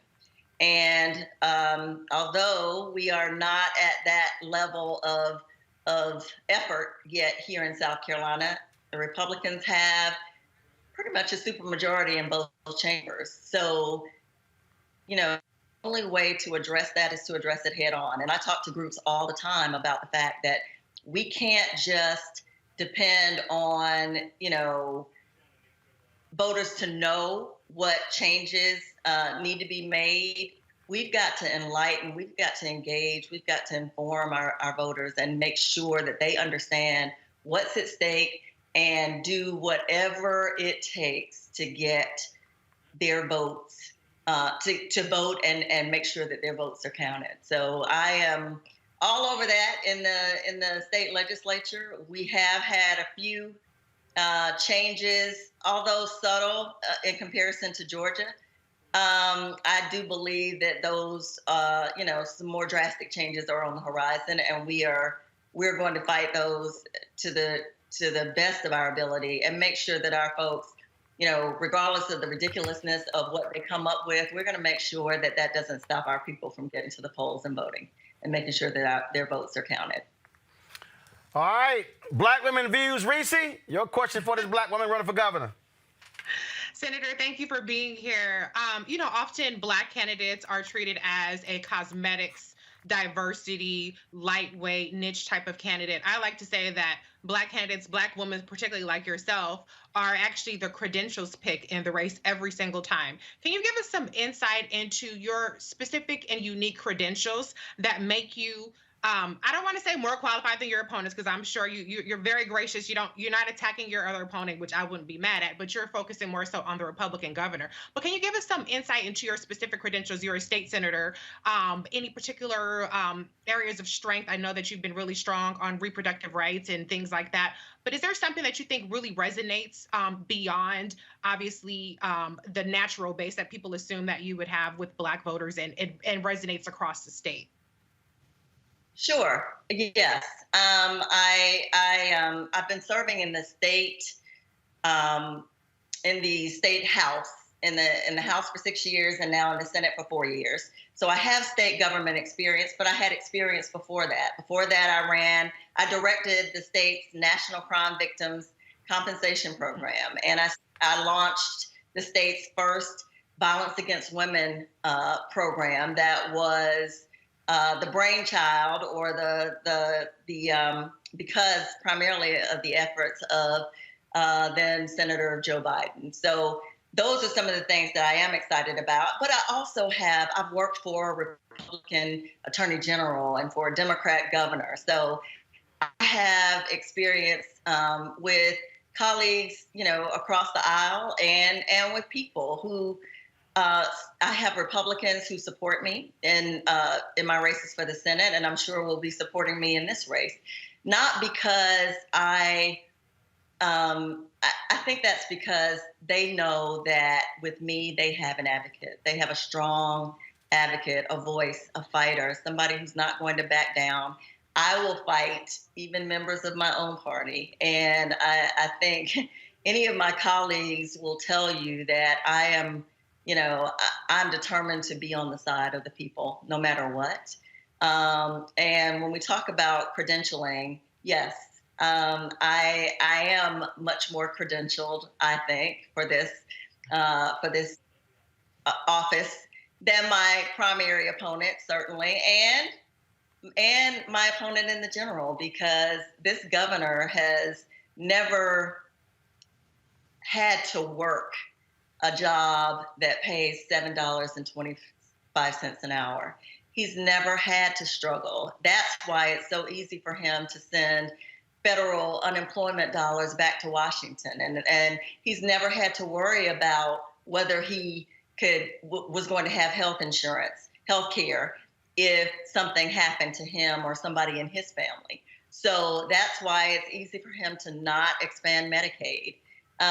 He's never had to worry about not being paid equally or being considered as equals, or he's never had to have the talk with his son or his daughter, because That's just never been an issue for him. But all of those things have been an issue for me. And so it goes to the heart of who I am. That, it goes to the heart of connection. It goes to the heart of the courage and the compassion and just that connection that I have with people in the community, Black, white, it doesn't matter, Republicans, Democrats, it really doesn't matter. And, I say all the time that I get calls from people from all walks of life who are struggling with something through no fault of their own sometimes, and sometimes not. Sometimes they have contributed to it, but they still call, and I still help. I don't ask, are you a Democrat or a Republican? Do you live in my district? I don't ask those questions because when it comes down to it, it doesn't matter. What matters is they have a challenge, and I am in a position to help them overcome that challenge. And I will do everything in my power to do that, regardless of a party affiliation, of gender, of race. But I can promise you that I will probably be the only candidate, and maybe the only candidate in the history of our state who is willing to talk about the issues that really matter to people. Not just now, and I'm not just talking about issues of race. I'm talking about socioeconomic issues. I'm talking about unemployment. I'm talking about employment. I'm talking about jobs. I'm talking about South Carolina is probably not the only state that has jobs without people and people without the skill sets to fill the job. So what we end up doing is bringing people in from out of state to fill the jobs that we do have. And, we're just, this is 2021. We should not be focused on firing squads and open carry on guns and fetal heartbeat bills. Those aren't issues that the majority of South Carolinians care about. They care about being able to live and being able to, just have a decent quality of life without having to work 2 to 3 jobs just to make ends meet. So we're going to get through this pandemic, but it will be in spite of Henry McMaster, who is our governor. It won't be because of him. And we've just got to do something different. Our party has to do something different if we want to elect someone who is about all of the people, because doing the same things, the same ways that we always have isn't working. And I am that candidate. I am a different candidate. I'm different, as you can see. So I'm looking forward to this fight, and we're going to take it head on, and we're going to win. All right. Well, this was, of course, us in South Carolina at the Jamie rally, where we, of course, live streamed that. So we look forward in 2022 coming to South Carolina and doing the show live from one of your rallies. So we'll figure that out exactly when we do it and where we do it. And so good luck in 2022 in the campaign. Thank you so much, Roland, and thanks for inviting me tonight. Enjoyed it. I appreciate it. Thank you so very much. We'll do it again. Great. All right, folks, got to go to a break. We come back. We'll talk with Virginia Lieutenant Governor Justin Fairfax. He is one of 3 African Americans running for the Democratic nomination for governor of Virginia. That's next on Roland Martin Unfiltered. When I managed a team of 5,000 as vice president of AT&T, I led by empowering my people. I'm Deborah Peoples, and that's exactly what I'll do as mayor of Fort Worth. Together, we'll get small businesses moving again, invest in our neighborhoods, and we'll support our schools to help kids catch up after COVID. On Saturday, June the 5th, I'm asking for your vote. I'll be mayor for all the people to build one Fort Worth. Black women have always been essential. So now how are you going to pay us like that? And it's not just the salary. There are a whole number of issues that have to support us as women. Yeah, but that's what we deserve. That we shouldn't have to beg anybody for that. And I think that we are trying to do our best as a generation to honor the fact that we didn't come here alone and we didn't come here by accident. I always say every generation has to define for itself what it means to move the needle forward.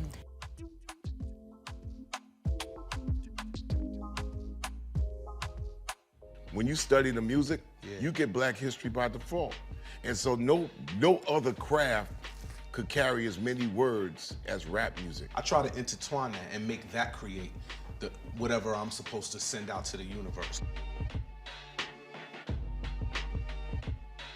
A rapper, for the longest period of time has gone through phases. I love the word. I hate what it's become, and to this generation, the way they visualize it. Its narrative kind of like has gotten away and spun away from, I guess, the ascension of Black people.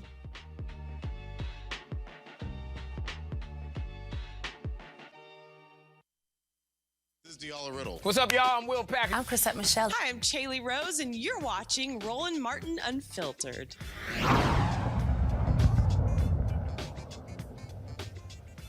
Folks, we're days away from the Democratic primary in Virginia, where there are several African Americans who are running for governor. One of them is Lieutenant Governor Justin Fairfax.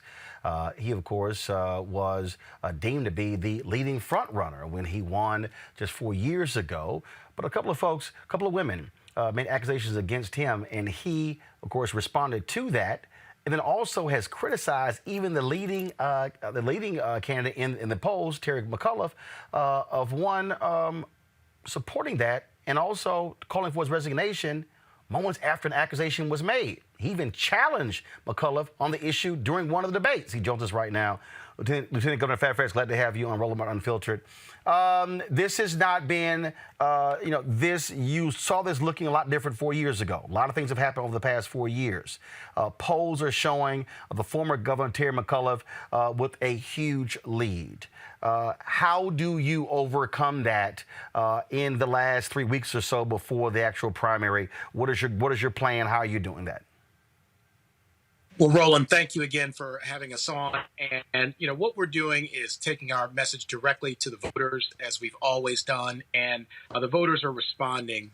We have a powerful message around fighting for justice, fairness, and opportunity, and also making historic investments in education here in Virginia. We put forward the most historic, transformational, intergenerational investment plan in our public schools in the history of the Commonwealth, called our 40-30-10 plan, where we'd rebuild and reimagine every public school at least 40 years old with a $30 billion investment, and would do that within the next 10 years. We'd also raise teacher pay above the national average for the first time ever in Virginia. And we would also guarantee a summer enrichment or employment opportunity to every young person here in the Commonwealth. And so the success that we've achieved now over the last nearly 4 years that I've served as Lieutenant Governor of Virginia has been just really astounding. We have made so much progress, raising wages, abolishing the death penalty, cast tiebreaking votes to expand Medicaid in Virginia. And so now 550,000 more Virginians have health insurance today as a result. I also cast a tiebreaking vote to legalize personal use amounts of marijuana here in Virginia, becoming the first state to do so. So we are really lifting people up, dealing with racial injustice in our Commonwealth, and that is a powerful record, and it's one that's resonating tremendously with the voters around the Commonwealth. I'm playing a video right now. This is a video of you talking to folks who were voting early in September 2020. What has been the response that you've seen out there? Again, polling is one thing, but what are you hearing from the voters? And that's really what it boils down to, Roland. It's the voters. And we're hearing that the voters are really focused on the policies that are going to impact their families positively. They want a leadership that's been there with them on the ground, fighting through this COVID-19 pandemic, dealing with issues around racial injustice and criminal justice reform and police reform. These are all things that we have led on. And so what you're hearing, again, from the voters and in communities is really a focus on that message and on that record of success that we've had. And so we go into this election in 5 days on June the 8th with a sense that we really, really are energizing people, and we want to make sure that message carries through. We also, as you know, have run for statewide office before here in the Commonwealth of Virginia against very well-funded candidates, and the voters have always shown up for us at the ballot box in every part of Virginia, at Hampton Roads, and where I will be actually this weekend, Southwest Virginia, Northern Virginia, Richmond area, Eastern Shore of the Valley. I mean, we've traveled all around Virginia and really are meeting people where they are with a powerful, authentic message. And that's, I think, what we are very excited about going into this election day. You were hit with accusations of sexual assault. You fought back against those. They called for actual impeachment hearings. Your response was you will cooperate in any criminal investigation. And during one of those debates, you challenged Terry McAuliffe on this issue. You were not afraid at all to demand that he speak to the issue during one of those debates. Yes, Roland. These accusations were false from the second that they were made, and obviously politically motivated. This has been over 2 years now since these were made at a politically opportune time. You'll recall in February of 2019, there was a great deal of unrest here in Virginia and some speculation that I might be elevated to the governorship at that point, and it was precisely then that these accusations and the machinations behind them really kicked into high gear. But we knew what the truth was from day one, and that's why 2 years later, people have seen the evidence, they know that they're false, and they frankly don't like that kind of politics. And so we really need to get to a place where people are not weaponizing these sorts of things, that we have investigations and due process and get to the truth. And when we find out that these are false, we need to really have accountability in those instances. And so I've also heard from the voters that they're proud that we stood up, that we had courage, that we were transparent, we focused on the truth. And I think that's really where our politics has to be. It has to be about lifting people up and not tearing people down. And for those who try to engage in that kind of politics for advantage, I think that the voters really do reject that. And that's what I've heard from people on the ground. And so, again, we want to make sure that our politics is focused on the 8.5 million Virginians who really need a champion. They need somebody who's fighting for them, who's been there by their side. And as you know, I've done a number of things in the policy realm, but we've also started to change the course of the history of racial oppression here in Virginia. A week and a half into my role as lieutenant governor, I protested the honoring of Confederate generals, a tradition that had been carried on in the Senate of Virginia for 150 years. And I'm proud to say that today, that 150-year-old tradition of honoring those Confederate generals has been broken. And it no longer happens. It's that kind of courage and leadership and standing up against what we have seen in the past, the worst aspects of our politics and our history, that we need to carry us forward into the future. And so the progress and the success that we've had in this role, again, expanding Medicaid, making record investments in our educational system, focusing on criminal justice reform, those are all things that the voters care deeply about. And so they see through a lot of the smoke screens in politics and instead focus on their families and their communities and lifting them up. And that's what I've done from day one. And that's why we've garnered so much support over the course of many years. Question from panel, Amisha Cross. We got video playing. You were at a Stop the Asian Hate rally. We're playing that. Amisha Cross, your question for Justin Fairfax. Lieutenant Governor Absolutely. Justin Fairfax. Lieutenant Governor Fairfax, thanks so much for your commitment, not only to equity, but also to advancing education, healthcare, so many things across the state of Virginia, the Commonwealth. As we move forward in this election process, obviously it's going to be tough. It's a tough ride.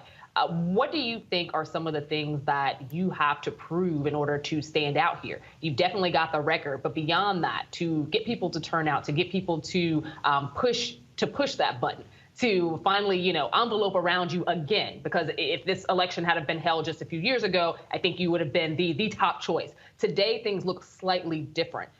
We know your record. What do you think it's going to take? Thank you, Misha. I think what it's going to take is, again, us getting our message directly to the voters. And I think the voters really want someone who is willing to fight for them, to stand up for what's right. And particularly as we've come out of this COVID-19 pandemic, which has impacted every aspect of our lives, our economy, our educational system, for our children, our healthcare delivery system. They really are facing some of the toughest crises that they've ever had in their lives, and they're experiencing tremendous amounts of hardship. And I think that they want to have someone who has proven that they're willing to stand up, that they're willing to fight under tough circumstances against the really focus in on them and lifting them and their families up. And so you mentioned the course of the last several years, we have had to, really stay focused through a lot of what goes on in politics. And what I hear, though, from so many people is that they're proud and they're happy that they have someone in my position who has been willing to stand up with courage, again, against so many of the forces that we have seen historically that have kept people back, that have left people behind, and that have kept communities from thriving. And particularly when you talk about African American communities, they have suffered the brunt of so much discrimination, of so many efforts to undermine them over the course of many generations. And so it's important to have someone who is willing to go out there and to fight and to have courage and to achieve results. And that's really what we have shown that we have the ability and the drive to do. And I think that that's resonating with so many voters of all backgrounds throughout the Commonwealth. And that's what we're focusing in on in our message going forward. Reese? Lieutenant Governor, I'm not a Virginia resident, but I have the misfortune of sharing the television market. So I have noticed that your opponents are up on the air with quite a bit of ads, and I haven't seen any ads for your campaign. Do you have a strategy? I know that you're the lieutenant governor, so one would think that that would be kind of a built-in recognition and awareness of your record, which, as you've laid out, is quite impressive. But do you have a strategy to reach maybe low engaged, people who are not necessarily out there going to events and things like that, particularly in a pandemic, to reach those and remind people of your record? Because I will say that the ads that I have seen from your opponents are pretty impressive. So how are you combating kind of that disadvantage that you have by not being up on the airwaves? Yes, great question. And one of the things that we have really prioritized is being out in the communities. We have a tremendous network of supporters all around the Commonwealth of Virginia who have been not only carrying our message over the course of this campaign, but really during the course of my entire service as Lieutenant Governor. And so people have gotten to fortunately see me, on the ground in their communities during some of the most trying times that we've had here in Virginia. And so you have seen, as you mentioned, a number of ads. I'm sure you'll see many, many more. There's many millions of dollars being poured into these races. But we've also been in races before where people have poured millions of dollars into those races, and we've been outspent before. But I think what is key here is voters really understanding and believing that you have their interests at heart, seeing that record, that you're willing to fight for what is right and to fight for them.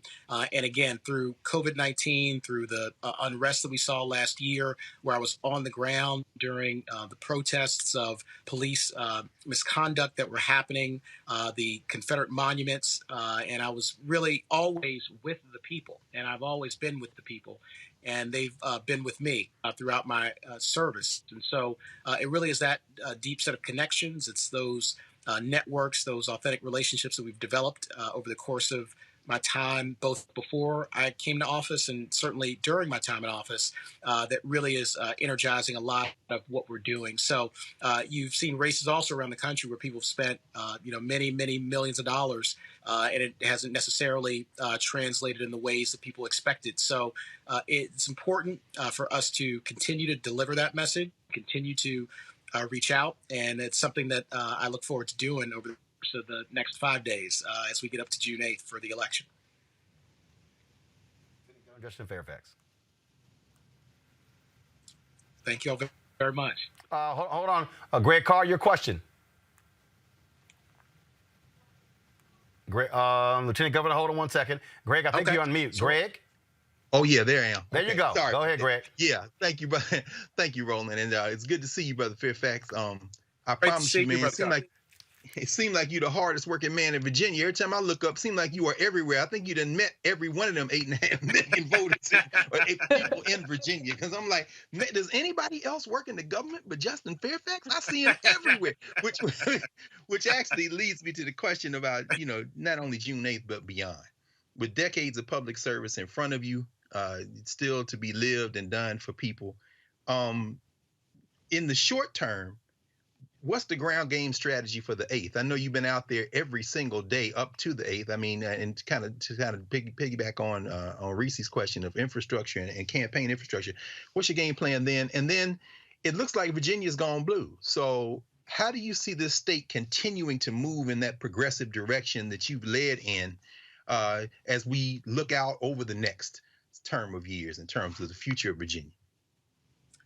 Yes, thank you, Brother Carr. Great questions. Yes. First, with regards to campaign and infrastructure, again, we are. I'm continuing. Actually, when I leave here, I'll be getting back on the road and focusing on meeting so many more of not only our supporters but folks who we want to be engaged in this election, because we know that really voters are focused in a way like I've never seen on their own economic security, on their own healthcare access, because COVID-19 has just brought home so many of the challenges and brought into stark relief to the inequality that exists in our society. And so they really are focused on your message and how you're actively working to make sure that they have more secure and brighter futures for them, their children, and their grandchildren. And so we'll continue to work through our networks, to work through the relationships that we've developed over the course of years to get those messages out. And when you talk about Virginia as a whole, it absolutely has been continuing to trend blue. When I was elected in 2017, it was with the most votes in the history of the Commonwealth for lieutenant governor, 1.36 million votes in that general election. And what we have seen is that our General Assembly has now come into Democratic hands. We have achieved tremendous progress as a result. As I've mentioned, we've abolished the death penalty, becoming the first Southern state to have done so, expanded Medicaid on my tie-breaking votes and the works of so many other people. And again, legalizing marijuana, raising the minimum wage, investing in our education system. And so these are all things that we've been able to achieve by speaking directly to voters, by speaking directly to the concerns, the issues that they have had, and also by having courage, standing up for what we know is right. And again, here in the Commonwealth of Virginia, which has such a long history, as you know, over 400 years of history. And in that history are so many instances and examples of structures and systems that have really kept communities back, particularly African-American communities. And so now there's really an awakening, and people are saying that we want to go in a different direction when it comes to the future of our Commonwealth. And we need folks who have courage, who have fought alongside us to make those things happen. And so we're going to continue to have that courage to stand up, to fight, and to have that message be delivered. And so that's really what we're doing, not only for the next several days, but as you mentioned, going into the future, which we know will be very different and much more positive as a result of the work that we're doing together. Mm-hmm. Governor Justin Fairfax, we certainly appreciate it. Thank you so very much for joining us here on Roland Martin Unfiltered. And as always, an alpha man who is doing good things. We'll see what happens on June 8th. Thanks a lot. Great. Thank you all so much. God bless you. Take care. Thank you very much. All right, folks, y'all know what time it is. No charcoal grills are allowed. I'm white. I got you, huh? Illegally selling water without a permit on my property. Whoa! Hey! You don't live here. I'm uncomfortable. All right, folks. Monday was, of course, Memorial Day, and in Ohio, event organizers were not happy at all that a white retired lieutenant colonel dared to actually give the history of Memorial Day. Y'all, does this actually happen? Memorial Day was first commemorated by an organized group of black freed slaves less than a month after the Confederacy surrendered. Recent years, the origins of how and where Decoration Day began has sparked lively debate amongst historians. However, Yale historian David Blight, asserting the holiday is rooted in a moving ceremony, was conducted by freed slaves on May 1st, 1865, at the tattered remains of a Confederate prisoner of war camp. It was a Charleston, Washington racecourse and jockey club, today known as Hampton Park. The ceremony is believed to have included a parade of as many as 10,000 people, including 3,000 African-American school children singing the Union marching song, John Brown's Body. They were carrying armfuls of flowers and went to decorate the graves. Interesting that there would be a tie back to Hudson with that song from John Brown. Most importantly, whether Charleston's Decoration Day was the first is attended by Charleston's black community. AJ, Mike. We'll continue on. This is why you moved in closer, so you can hear this. All right, y'all. So there, he decided to continue to speak, and it was after, we don't have it here, he continued to give the history, okay? And after he gave the history and then went back to the part of his speech that was not part of the black folks in history, they turned the microphone back on. Okay, so the president of the Hudson American Legion Auxiliary, Cindy Sushan, she admitted that this is her quote to the Washington Post, to Akron Beacon Journal. We asked him to modify his speech, and he chose not to do that. Well, he was under the impression that, again, y'all asked me to speak, I'm gonna sit here and give my speech. Speak your speech. and so. Now, it was only two people who could have made that decision. And Kempter did not want to call out exactly who made the decision. One of the folks, it's right here. On Wednesday, Sushan confirmed, this is the Washington Post. On Wednesday, Sushan confirmed that, let me find it right here. Confirmed to the Akron Beacon Journal, either she or Jim Garrison, the adjutant of the American Legion, Lee Bishop, Post 464, had turned the audio down because the theme of the day was honoring Hudson veterans. She declined to confirm who specifically had turned down the volume. Of course, that fool wouldn't even comment, said he had nothing to add. The Ohio American Legion is investigating the incident. Reese, Lord, these white folks will even check a white man. A white retired lieutenant colonel, and it wasn't even like it was his whole speech.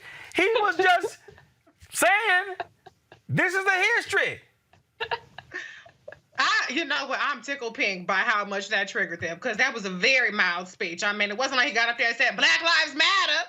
I mean, good Lord. But, it's so funny because, okay, let me say this. The melanemic, to borrow from Jane Elliott, are so full of shit, because all this weekend they was having a whole cow about Vice President Kamala Harris's tweet and honor the troops and, patriotism, X, Y, and Z, and you need to recognize the history, and there's all this, history behind this long weekend. And here you have an actual decorated veteran who is actually explaining, a white man who is explaining the history, and they can't even handle it. And so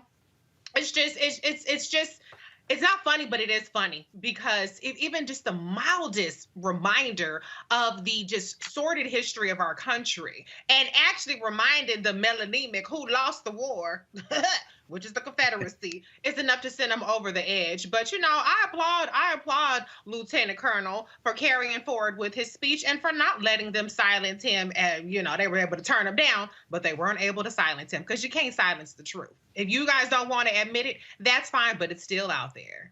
Amisha, it's laughable with these idiots. And I love it how they say, well, the speech was supposed to be about Hudson veterans. The man remarked about John Brown, whose family settled in Hudson, Ohio.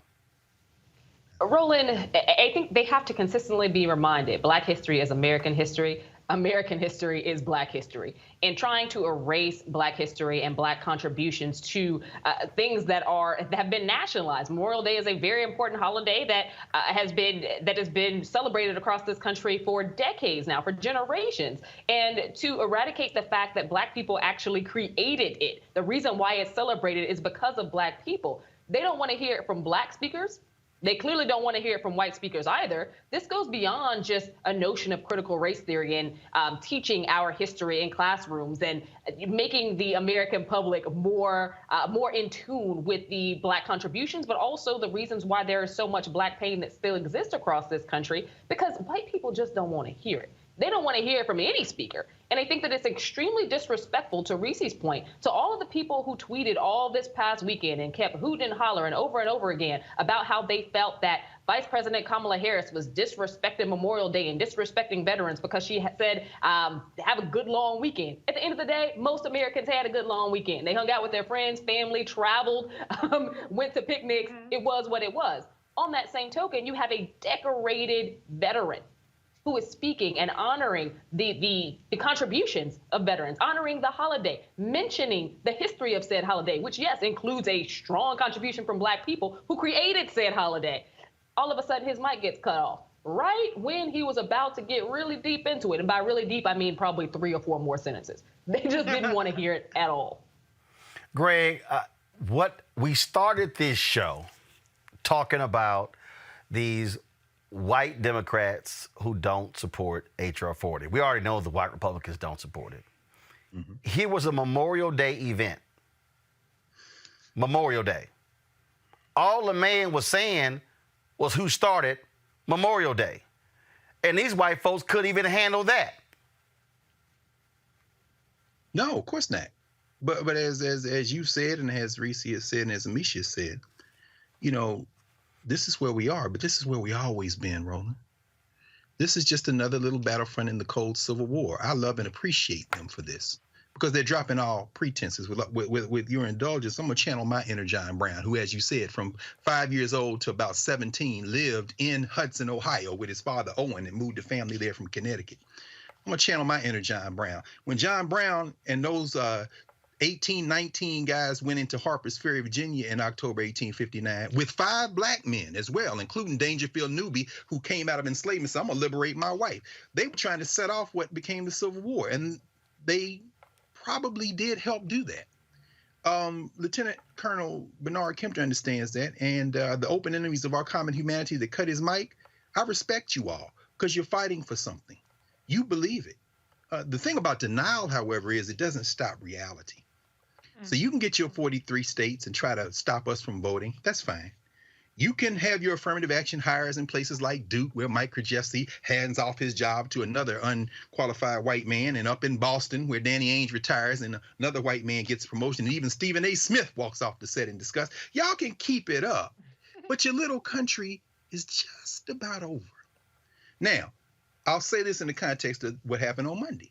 When you see Lieutenant Army Colonel Bernard Kempter say that, as you said, it wasn't, as Misha said, and Misha, you just said it, it wasn't going to be but a couple more sentences, but you just came back from Tulsa, brother, and the brother who did the children's book, who did the illustration on the children's book on Tulsa, he also did the illustrations on this little book. It's a good book for your children called, guess what, A Day for Remembering. There's Floyd Cooper. This is the history of that Memorial Day he was talking about. Roland, let's just pause here.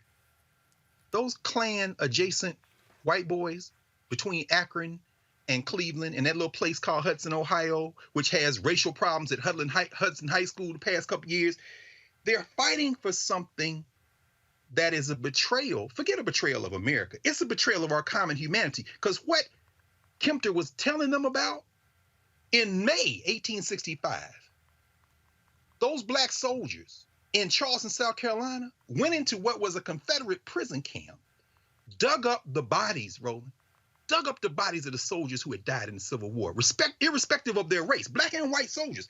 But these black people dug up the bodies, gave each of them a decent burial, and then 10,000 black people. He mentioned David Blight, but with all due respect to Professor Blight, a black man and black women have written about this for years. My man, Willard, I can't think of his name, Jenkins. Wilfred Jenkins at Temple University wrote about this in his book on Charleston. 10,000 black people showed up that May the 1st and decorated those freshly dug graves with flowers, including 3,000 school children, black school children who did it. Black school children before the end of the Civil War? Yeah, because they started schools immediately. And I love this picture. There's the arch those black men put together, martyrs of the race course, and they marched in there, and those children laid those flowers at the grave, singing, John Brown's body lays a molding in the grave, but his truth is marching on. Turn off the mic, because we about to turn off the lights on your little settler project, and you can put your fingers in your ears if you want to. You're just gonna get run over. That don't mean the water ain't gonna drown you anyway. I just love how these folk cannot handle any level of truth. You know, that was one of the cable news executives told a friend of mine that when he asked, why don't y'all have Roland Martin on more? And the person says, well, you know, I like Roland, but he's like a strong cup of black coffee. Thank you. And I said, you damn right. I'm telling y'all, folks, this is why all you black folks, when y'all going on these mainstream networks, do what I've always done, and Greg is showing y'all. Read some of them damn books. Infuse actual history into your analysis when you're on. Use your television hits as an opportunity to educate the masses on black people.